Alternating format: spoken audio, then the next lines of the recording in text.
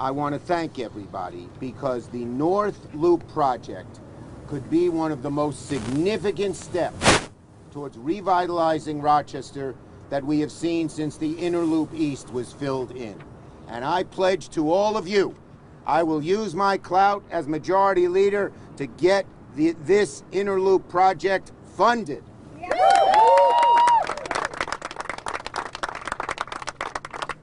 Now, we all know that the Inner Loop is a key transportation artery, but its construction through the heart of Rochester divided this great city, displaced thousands of residents, mainly people of color, increased pollution. The members who go to that church are going to breathe in all the particulate matter that comes out of the cars on the Inner Loop.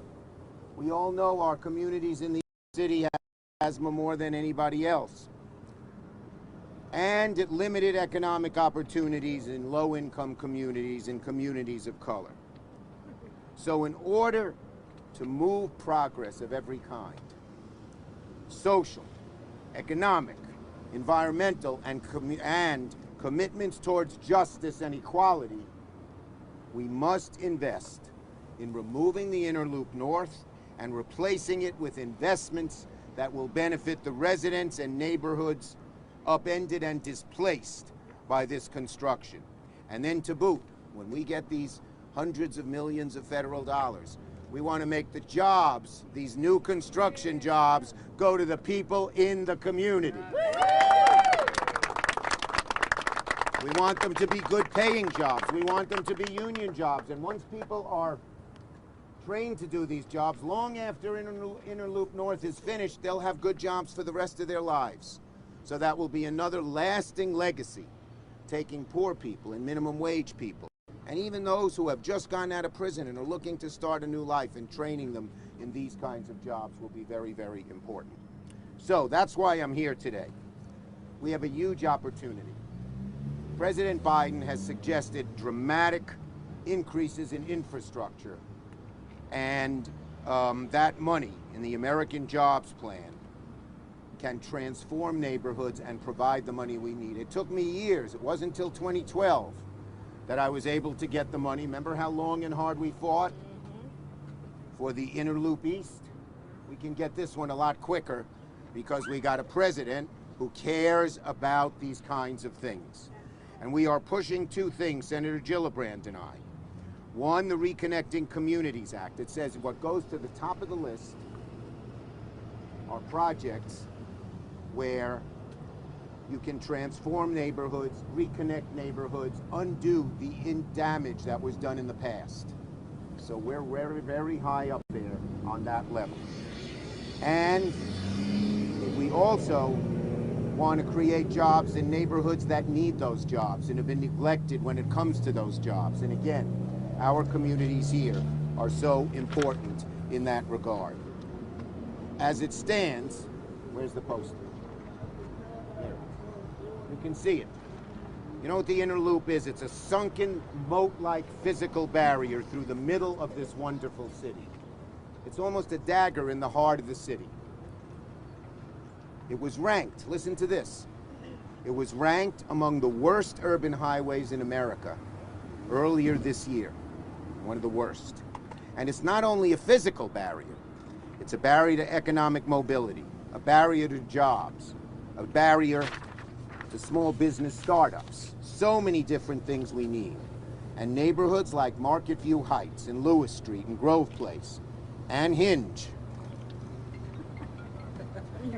I never knew what it stood for. What does it stand for? It's just we want to.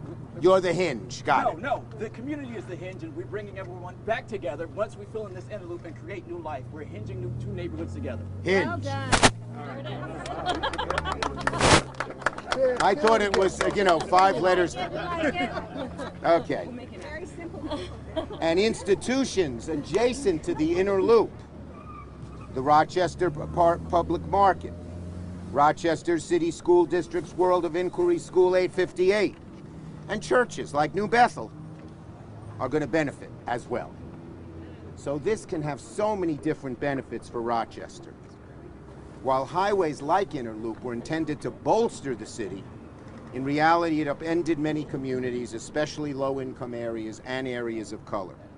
By the time it was completed in 1965, hundreds of buildings were destroyed. Homes, offices, churches, hotels, public buildings, parks, and factories all met the wrecking ball. And now, like a phoenix, we can bring everything back to life. All that harm with the wrecking ball that was done before can be undone. So it's long past due for federal investment. We know how this is. All it took was $16.5 million of a Tiger grant that I was able to get, as I said, in 2012. And it worked. The $16.5 million investment in the Inner Loop East created $230 million worth of new investment into this area. Jobs, housing, opportunity, mobility, much more for the community. What a ratio. And this, I know one of you inquisitive press people will ask. We don't know the exact amount, but it will be significantly more than that 16.5 million. It's going to take a lot more than that. And so you can imagine the multiplier effect if it's even just the same, and it's likely to be more. Okay, the Reconnecting Communities Act, which Senator Gillibrand and I are trying to get passed in this new bill, establishes a grant program that would fit exactly what we need here. So 3 words for this project: jobs, justice, safety. Jobs, because thousands of jobs will be created for people in this community.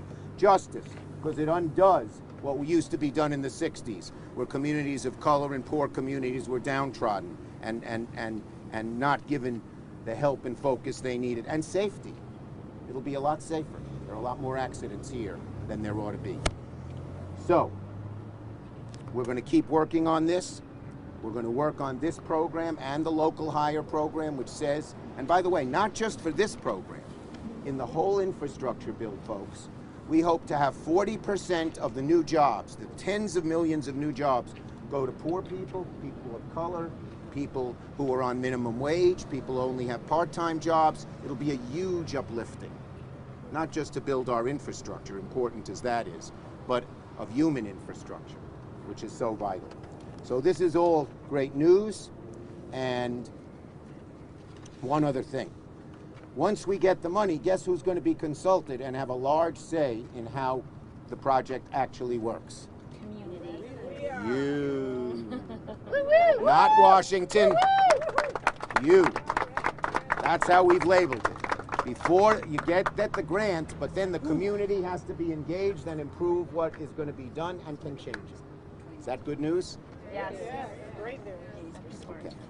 So, we're going to make this happen, and now I want to turn it over to, we have a lot of speakers who I'll call on in a minute, but first, I want to say I am so delighted to have as a partner in New York, Senator Gillibrand.